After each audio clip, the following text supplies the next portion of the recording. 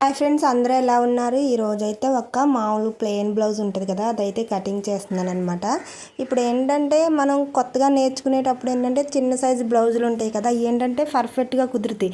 అవి పెద్ద సైజు బ్లౌజులు ఉంటాయి కదా, 30, 35 ఆ సైజు బ్లౌజులు అనేవి కుదరవండి చాలామందికి, కొత్తగా నేర్చుకునే వాళ్ళకి.